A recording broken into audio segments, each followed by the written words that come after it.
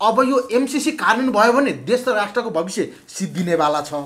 अब यसलाई खारेज गर्दाखेरि पनि अमेरिकाले सम्झौतामै प्रष्ट रूपमा उल्लेख गरेको छ र नेपालका दुईवटा सरकारका प्रधानमन्त्री तहमा निर्णय गरेर काम गराइएको अवस्था छ। अब यसबाट एमसीसी खारेज गरिँदाखेरि पनि अमेरिकाले ब्याज क्षतिपूर्ति र हर्जना सहितको दाबी गर्ने उसको आधार सुरक्षित छ।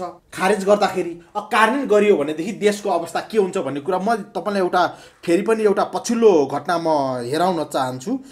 यो चाहिँ तपाईको कानुन न्याय तथा संसदीय मामिला मन्त्रालयले 2075 साल 9 महिना 26 गते चाहिँ अर्थ मन्त्रालयलाई लेखेको पत्र छ। त्यसमा के भनिएको छ भन्नुहुन्छ भनेदेखि नेपालको 2047 सालको जुन सन्धि ऐन छ, सन्धिलाई परिभाषित गर्ने सम्बन्धमा बनेको त्यो ऐनमा भएको व्यवस्था अनुसार अमेरिकी सरकार र नेपाल सरकार बीच नेपालमाथि दूरगामी प्रभाव पार्ने उद्देश्यले जो एमसीसी सम्झौता कार्यान्वयन गर्ने प्रयास गरिएको छ, यसले सन्धिको हक स्थापित गरेको छ। यो सन्धि लाभ लिने अमेरिकाले उसले जसरी गरे पनि नेपाल पक्ष गुमाउने पक्ष हो। नेपालको संसदबाट अनुमोदन गराउनै पर्ने व्यवस्था नेपालको सन्धि ऐन 2047 मा रहेको छ भनेर यो कानुन न्याय तथा संसदीय मामिला मन्त्रालयले अर्थ मन्त्रालयलाई 2075 साल 9 महिना 26 गते राय दिएको छ। सरकारले हस्ताक्षर गरिसकेको छ प्रधानमन्त्री तहमा। शेरबहादुर देउवाको सरकारले, ओलीको सरकारले प्रधानमन्त्री दुईटै प्रधानमन्त्रीको प्रत्यक्ष इच्छामा भनौँ वा उनीहरूको निर्देशनमा र सहभागितामा भइसकेपछि हर्जना एकातिर अमेरिकालाई तिर्नुपर्ने एउटा दबाव र बाध्यता छ भने संसदबाट अनुमोदन नभए पनि दबिने अवस्था छ भने संसदबाट अनुमोदन हुँदाखेरि त झन् देशको भविष्य एकदमै जटिल र संवेदनशील अवस्थामा रहेको छ। अब यहाँ मान्छेहरूले भन्छन् अब एमसीसी अगाडि बढ्यो, सदनमा प्रस्तुत भएन र पास भएन भनेदेखि यो कार्यान्वयन हुँदैन भन्ने तहमा जुन कुरा हुँदै आएको छ, यो सदनबाट अनुमोदन नभए पनि यदि एमसीसी अमेरिकाले फिर्ता लग्यो यो कार्यक्रम भने पनि नेपालले आजका मितिसम्म अमेरिकाले जति यो एमसीसी परियोजना कार्यान्वयनका लागि खर्च गरेको छ त्यसको साउ ब्याज र हर्जना नेपाल सरकार र नेपाली जनताको कोषबाट बुझाउनु पर्ने बाध्यता खडा भइसकेको छ आजैकै मितिबाट। अहिले एमसीसी का सम्बन्धमा जसरी शहर गाउँ बस्तीमा अहिले व्यापक रूपमा एउटा बहसको विषय बनेको छ, नेपाल सम्भवतः इतिहासकै सबैभन्दा बढी विषम अवस्थामा अहिले गुज्रिएको देखिन्छ। कारण के भन्नुहुन्छ भने एक तहका अमेरिकी र इन्डियन गुलाम पक्षधर जो राजनीतिक शक्ति आफूलाई मान्छन् उनीहरूको समूहले एमसीसी कुनै पनि हालतमा कार्यान्वयन गर्ने पक्षमा अगाडि बढाइरहेको छ भने एउटा राष्ट्रवादी देशभक्त नागरिक समाजको एउटा समूह छ त्यसले एमसीसीलाई कुनै पनि हालतमा नेपालमा कार्यान्वयन गराउनलाई दिन हुँदैन भन्ने मत जाहेर गरिरहेको छ। तत्कालीन कांग्रेस क्रान्तिकारीलाई एउटा टिमले परिचालन गरेको थियो, अर्को टिमले राणाहरूलाई परिचालन गर्दै थियो। तिमीहरूलाई बचाउने हामी नै हो, हामीले भनेका हरेक शर्तमा तिमीहरूले सघाउनु पर्छ भनेर राणाहरूलाई पनि एउटा लालचको आश्वासन दिएको थियो भने कांग्रेसलाई पनि तिमीहरूको क्रान्ति सफल बनाउने हो भने हाम्रा यी शर्तमा तिमीहरूले मौनतापूर्वक समर्थन गर्नुपर्छ भन्ने एउटा शर्त लगाएको थियो भने अर्को राजा जो जहानिया राणा शासनको अवस्थामा उनी शक्तिमा आउन चाहन्थे र आउँदो प्रजातन्त्रमा पनि ऊ आफ्नो शक्ति यथावत राख्न चाहन्थे। अब इन्डियाले राणा राजा र क्रान्तिकारी भनिएको त्यस समयको कांग्रेस भनौँ त्यतिखेर त अझ भनौँ सुरुवाती समयमा त अखिल भारतीय नेपाली राष्ट्रिय कांग्रेस भनेर सुरुवाती समयमा कांग्रेसको नामकरण पनि त्यसरी भएको थियो र पछाडि नेपाली राष्ट्रिय कांग्रेस हुँदै हुँदै नेपाली कांग्रेसमा आएको हो। मैले सरस्वती म भन्दैछु त्यसरी आएको शक्ति पहिलो प्रधानमन्त्री नेपालका पहिलो प्रधानमन्त्री प्रजातान्त्रिक कालका प्रधानमन्त्री त राणालाई नै बनाइदियो इन्डियाले। इन्डियाको खेल मोहन शमशेर नै भए। त्यस पछाडि मोहन शमशेरको प्रधानमन्त्री मन्त्रीमण्डल विघटन भइसके पछाडि जनस्तरबाट भनौँ या नागरिक तहबाट पहिलो प्रधानमन्त्री नेपालको मातृका प्रसाद कोइराला त्यत्रो क्रान्ति गरेर आएको शक्ति उनले कोसिस सम्झौता गरिदिए।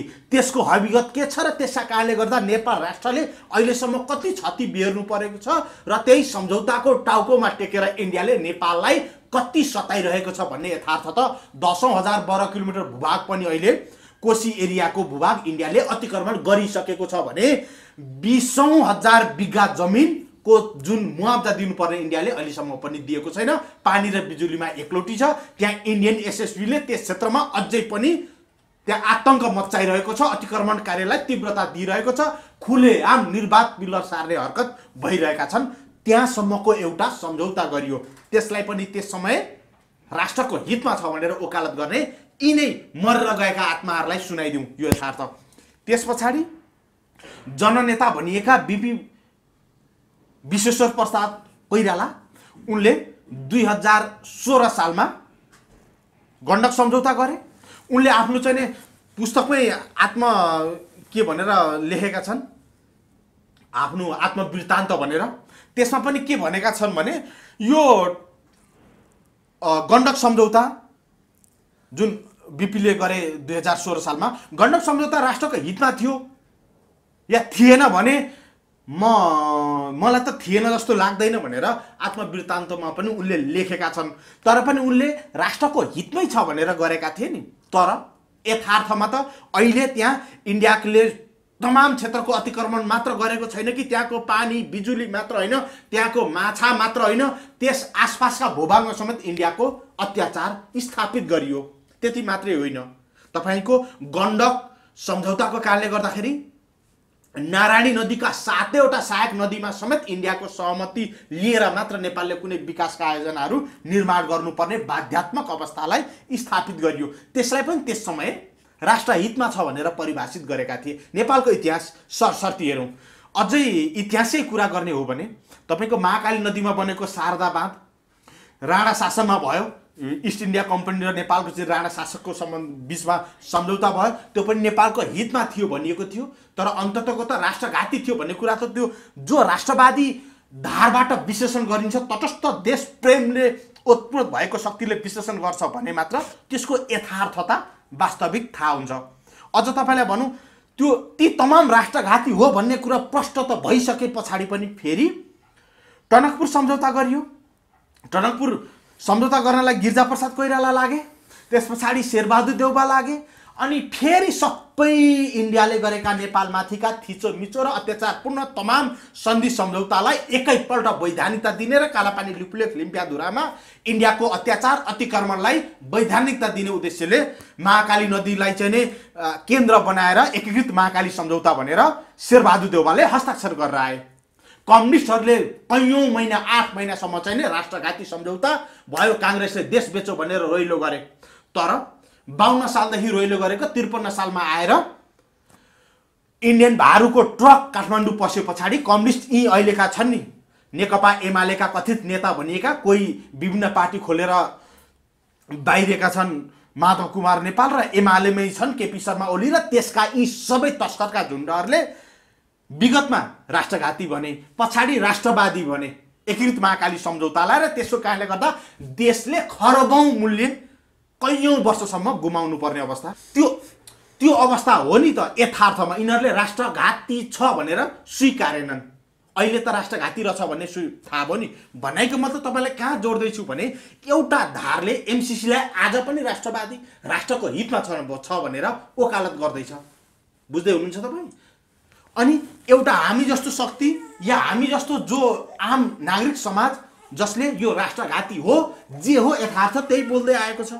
अब हामी जस्तो नागरिक समाज जो स्वतन्त्र अभिव्यक्ति दिँदैछौँ र हाम्रो तागतले यिनीहरूको सेना र प्रहरीलाई लडाएर उनीहरूमाथि आक्रमण गर्ने तागत पनि राख्दैनौँ। यिनीहरूले चाहे भनेदेखि त कर्फ्यू लगाएर पनि पास गराउन सक्छन्, कि त पैसाका बिटा बाँडेर पनि पास गराउन सक्छन्। अब यसमा कुनै राष्ट्रघातीले यो एमसिसी राष्ट्रको पक्षमा छ भनौँ भने पत्याउने। यी जजले भन्दैछन् राष्ट्रघाती हुन् भन्ने कुरा त सम्पूर्ण नेपालको राज्य प्रशासन न्यायालय सम्पूर्ण कार्यपालिका न्यायपालिका र व्यवस्थापिका अमेरिका र इन्डियाको निर्देशन र आदेशमा मात्रै सञ्चालन हुने भनेर गरिएको सम्झौता राष्ट्रको हितमा छ भनेर कुनै बदमासले भन्यो भने पत्याइदिने त के सन्देश दिन चाहनुहुन्छ? हैन, विरोधमा उत्रिने त नेपाली जनता हुन्। समर्थनमा जो छन् नि एमसिसीको पक्षमा यिनीहरू नेपाली नागरिकता लिएका विदेशी दलालका कारिन्दा हुन्। दलालका कारिन्दा, विदेशीका कारिन्दा होइन। त्यो हैसियतमा अहिले यिनीहरूको पुगेकै छैन। ठीक छ होइन त? तपाईले जुन भन्नु भने एमसीसी को जुन लगानी छ नि, मैले 50 अरब पैसा नेपालको अहितमा होइन, त्यो पैसा अहितमा होइन, त्यो पैसाको नियत छ नि, नियत छ नि। कसैले 50 अरब दियो भनेदेखि शेरबहादुर देउवाले आफ्नो छोरी चेली दिन तयार हुने 50 अरब त ठुलो पैसा हो नि त, हो यथार्थ। कसैले तपाईलाई 10 लाख रुपैयाँ दिन्छ भनेर तपाईको चाहिँ सार्वजनिक ठाउँमा तपाईलाई चाहिँ दिशा खानलाई चाहिँ शर्त लगायो भने तपाई तयार हुने? 10 लाख रुपैयाँ पैसाले तपाईको जीवनमा ठुलो अर्थ राख्छ।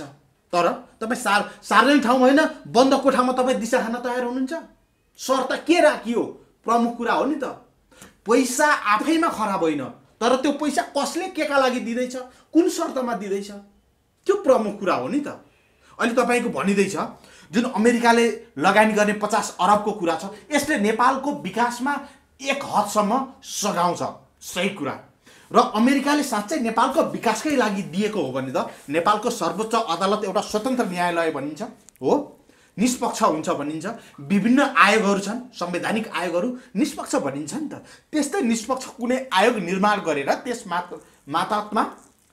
मातहतबाट चाहिँ विकास निर्माणका कार्यहरू अमेरिकाले आफ्नो जुन प्राविधिक सहयोग गरोस्, सक्छ नि त। उसले कुनै चाहिँ उसका चाहिँ प्रविधि होस् या उपकरणहरूको सहायता उसले दिन सक्छ, मेटेरियलहरू दिन सक्छ, लगायतका कुराहरू उसले सघाउन सक्छ। तर पैसा दिने र त्यो पैसाको आडमा नेपालको स्वतन्त्रता र नेपाली जनताको सार्वभौमिकतालाई कुण्ठित गर्ने अमेरिकाले मात्र होइन, एक्लैले सक्दिन भनेर इन्डियालाई पनि सँगसँगै प्रवेश गराउने भनिसकेपछि अब यो देश, अब यहाँ फेरि एउटा जटिल विषय, अत्यन्तै एउटा चिन्ताको विषय भनेको पछिल्लो समय जति एमसीसी को बारेमा नेपाली जनताले बुझ्नुपर्ने हो नि, त्यो तहमा बुझेको अवस्था चाहिँ अत्यन्तै न्यून देखियो। तपाईलाई प्रष्ट रूपमा भन्छु, एमसीसी सम्झौताका केही महत्त्वपूर्ण मुद्दाहरू सरस्वती हेरौँ। यसमा एउटा के भनिएको छ भने सम्पूर्ण बौद्धिक सम्पत्तिमा अमेरिकाको पूर्ण एकाधिकार रहनेछ। एउटा प्रमुख मुद्दाहरू म यहाँ सरस्वती यहाँलाई सुनाउन चाहे, आम दर्शकहरूलाई पनि। अर्को के भनिएको छ भने परियोजनाको लेखा परीक्षण अमेरिकाको कम्पनीले मात्र गर्न सक्नेछ भनिएको छ। त्यसै गरी अर्को व्यवस्था छ, एमसीसी सम्झौताको मुख्य मुद्दाहरू म यहाँलाई पढेर सुनाउँदैछु। अमेरिकी सरकारले चाहेमा जुनसुकै बेला यो एमसीसी सम्झौता रद्द गर्न सक्नेछ र नेपाल सरकारबाट हर्जना र जरिवाना समेत उठाउन सक्नेछ भन्ने व्यवस्था छ भने अर्को प्रमुख मुद्दा भनेको प्रस्तुत सम्झौता लागू भएपछि प्रस्तुत सम्झौतामा उल्लेखित र नेपालको राष्ट्रिय कानुन बाजिएमा प्रस्तुत सम्झौता लागू हुनेछ भनेको छ। यसको अर्थ नेपालको संविधान र एमसीसी सम्झौताका सम्बन्धमा यदि एमसीसी सम्झौता कार्यान्वयन गर्ने प्रक्रियामा नेपालको संविधानले बाधा पुर्यायो भने एमसीसी सम्झौता लागू हुन्छ र नेपालको संविधान निष्प्रभावी हुन्छ भनेर लेखिएको छ प्रष्ट रूपमा। यो अमेरिकी दूतावास मार्फत एमसीसी को वेबसाइटले सार्वजनिक गरेको यो एमसीसी सम्झौताको मुख्य मुद्दाहरू यहाँहरूलाई प्रस्तुत गर्दैछु। अब अर्को के व्यवस्था छ भने यस परियोजनामा नेपाल सरकारले राज्यका कुनै पनि निकायलाई खटाउनु पर्दा एमसीसी को स्वीकृति लिनुपर्नेछ भनेको मतलब एमसीसी परियोजना कार्यान्वयनका लागि जेसुकै गर्नलाई अमेरिकाले नेपाल सरकारबाट कुनै पनि सहमति स्वीकृति नेपाललाई कुनै जानकारी समेत गराउनु पर्दैन। यसको अर्थ यो एमसीसी कार्यान्वयन गर्ने सम्बन्धमा अमेरिकाले जेसुकै गर्न पनि छुट छ। को कर्मचारी यहाँ छन् भन्ने कुरा नेपाल सरकारलाई थाहा हुँदैन, तर नेपाल सरकारले कसैलाई केही काममा खटाउनु पर्यो भने अमेरिकासँगबाट चाहिँ स्वीकृति लिनुपर्नेछ भन्ने यो व्यवस्था अत्यन्तै यो राष्ट्रिय अहितमा देखिन्छ भने अर्को व्यवस्था भनेको नेपाल सरकारले एमसीसीलाई चित्त बुझ्ने योजना तयार पारी पठाउनु पर्नेछ। नेपाल सरकारले एमसीसीलाई चित्त बुझ्ने योजना तयार गरी पठाउनु पर्नेछ र त्यस्तो हरेक नेपालको विकासका ती योजनाहरूमा इन्डियाको स्वीकृति र सहमति अनिवार्य रूपमा नेपालले लिनुपर्नेछ भनिसकेपछि अब यहाँ नेपालमा अमेरिकाको मात्र होइन इन्डियाको जो अत्याचारपूर्ण विगतको एउटा चाहिँ हस्तक्षेपकारी गतिविधि थियो त्यो अब खुलेआम रूपमा अर्को एमसीसी नाम गरिएको सन्धि मार्फत नेपालमा फेरि पनि इन्डिया नयाँ तरिकाले प्रवेश गर्दैछ। यो अत्यन्तै जटिल विषय हो। मैले आम दर्शकहरूलाई यो विषयमा अत्यन्तै संवेदनशील भएर सोचिदिनको लागि अनुरोध पनि गरेँ। तर पनि माओवादीले अहिलेसम्मको गतिविधिका आधारमा रोक्छ कि भन्ने आशा चाहिँ बढाएको छ।